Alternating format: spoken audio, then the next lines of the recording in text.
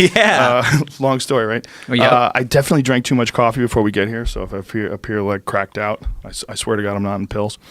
But Glad to hear it. But so we had a nice conversation on the phone about deplatforming and social media, and what was very obvious to me in talking to you was that you're way more schooled on this than I am. So that's why I wanted to have this conversation with you. Right on. Because Yeah. part of what was like, I re-listened to my podcast with Jack, and you had a good criticism of it. I agree with a lot of what you said. First of all, I agree that it was kind of boring. Yeah. And it was, I think, for many reasons, it was my fault. I don't think I prepared enough for it, and I also don't think I understood the magnitude of how other people felt about deplatforming on Twitter and all social media, YouTube, and all these different things, and what the ramifications are, and how much this means to people to have very clear and obvious free speech outside of very egregious examples of like threats and doxing and things like that, which I think we can all agree, right? I think this problem might be one of the worst problems we're facing right now politically. Yes. You know, the Twitter is where public discourse is happening. It's where journalists are, and this is a problem, sourcing a lot of their stories. Yes. So if you have somebody who's completely removed from public discourse, that's exile. You know, I can imagine why some people kind of lose their minds when that happens. And I think going into that conversation with him, well, that's what I wanted it to be. That's why I don't really interview people. I kind of have conversations with them. Yeah. Occasionally we have disagreements and we talk about things, and but it's not. I don't have like a mandate. The only thing I wanted to get out of the conversation is I wanted to find out what it was like to start that organization, and to have no idea when you were doing it that it was going to be essentially like one of the most important distribution avenues for information. An activist buddy of mine asked me if I knew why people smash windows, smash Starbucks. It's not because they think they're going to cause damage. It's because they want to strike a symbol down of something they view oppresses them. Jack Dorsey is that symbol to a lot of people. And, to see, what I was saying earlier is I think a lot of people look at you as, you're like a real dude. Your conversations are real. You're not one of these fake news journalists that people are very critical of, that feel they're biased or have an agenda. So when you sit down with Jack Dorsey and doesn't go anywhere, people then feel like the last person who's not supposed to let us down. You know what I mean? Yeah. And I felt it. They hate you twice as much. I felt it, and I noticed that I got, more hate for that one than probably anything that I've ever done.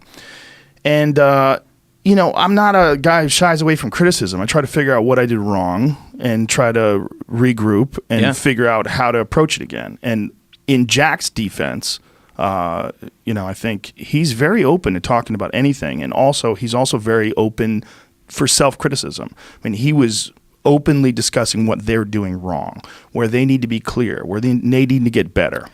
I don't believe any of it. You don't? I don't trust that guy, not at all. Okay. Why don't you trust him? I mean, first of all, there's the obvious thing that he's running a bunch of companies. Right. I could be wrong, but I believe he actually left Twitter. He wasn't the CEO for a while. They brought him back in or something. But it either sounds we should probably check on that. See if I try to avoid asserting things that I'm not 100% sure on. But me too, but I do it all the time anyway. Right. Jack says things like, he said to Congress, I believe he said to Congress, we don't ban people based on the content. We ban people based on their conduct. Yes. Okay. You literally have a terms of service that banned specific content. Mm-hmm. Like, what do you mean you don't ban people based on content? There's I'll just get into naming some people, right? Megan Murphy, for example, is a feminist. Who's Megan Murphy? Is she okay? She's that woman that with the whole issue with men aren't women, though. Right. So this is what's important. She was responding to somebody. Please explain that so this could be standalone, because we talked about it yesterday with Sam Harris. But so I don't know too much about Megan Murphy, but she's a feminist. She's what they call a trans-exclusionary radical feminist, but I think that might be offensive. Says, let's remember why Jack Dorsey was fired as Twitter's CEO. He was fired? Okay, let's see what it says. This is in Fortune. 2008. Yeah. There wasn't even, was there a Twitter? Yeah. In 2008? Jesus Christ. Dorsey's management was so problematic. Twitter's board, this is an opinion piece, fired him in 2008, offering him a passive chairman role and silent board seat. 2010, he was founding Square. He went rogue. Okay. So something happened. What's funny is you called it an opinion piece, but do they? I don't know. That's where we're at in journalism today. Well, when someone said, well, it has to be an opinion piece. When someone says was so problematic, right? I mean, that's an opinion. I mean, Sure. the real facts are he was fired. You know, you could state the specific reason that was stated by the company, and that would be a non-opinion piece. But as soon as you flavor it, it's all opinion. Right, it is, right? Yeah. That is an issue, right, with information, the distribution of information that's flavored by opinion and ideology. All of it. Yeah. All of it. Well, we can talk about that, but I don't want to derail the No, I don't Meghan want to Murphy either. thing. Yeah, okay, so Meghan Murphy, please explain it. She was a feminist. She said... She's called a trans exclusionary. Look, I understand this is offensive. You know, I guess calling someone a trans exclusionary radical feminist, I'm assuming. Why is that offensive? It's just used in an offensive way, I suppose. To her? Offensive?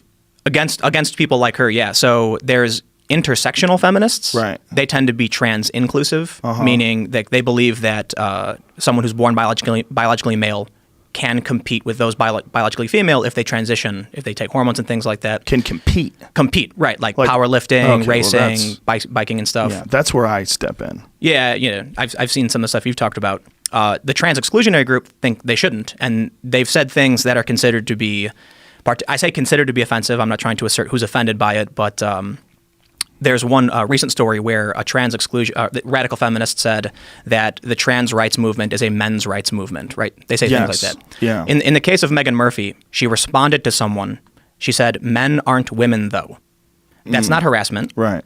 That was a conversation with somebody else. Well, it's also a fact. She was permanently banned. Well, that's crazy. Right. That's saying content. Men aren't women. Okay, out of context, just say it right there. Men aren't women. Who the fuck's going to argue with that? Well, but then when you say trans people, okay, now you're into gray area. But actually, but the statement "men aren't women," I mean, you'd have to take it in context, right?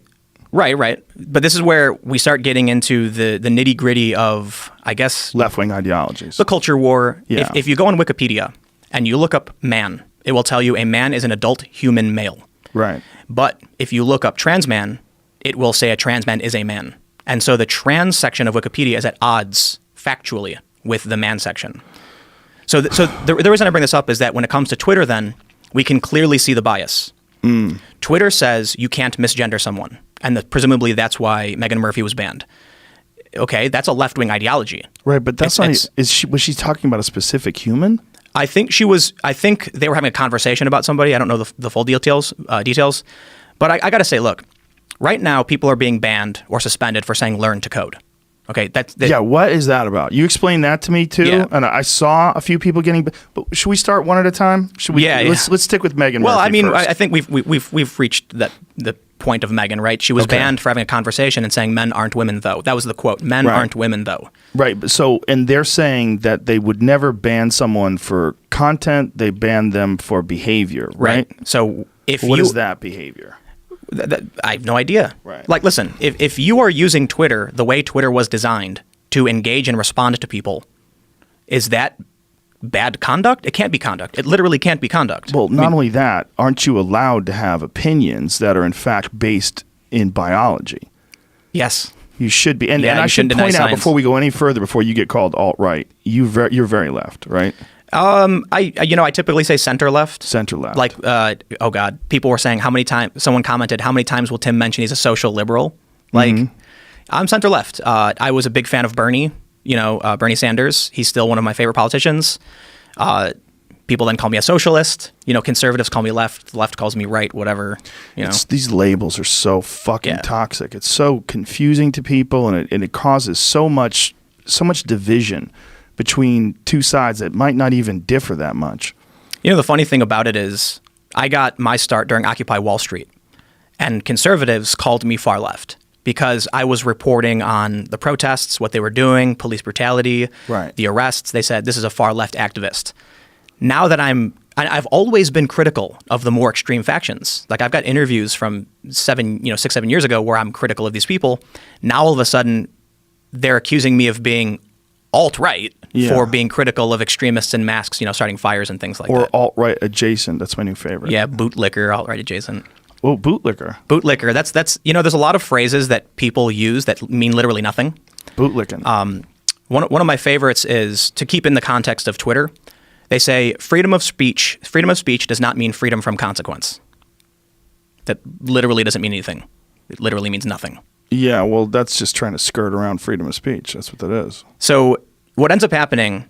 But you agree with that. Like, you should be able to speak your mind, but there's certain consequences to certain things that you say.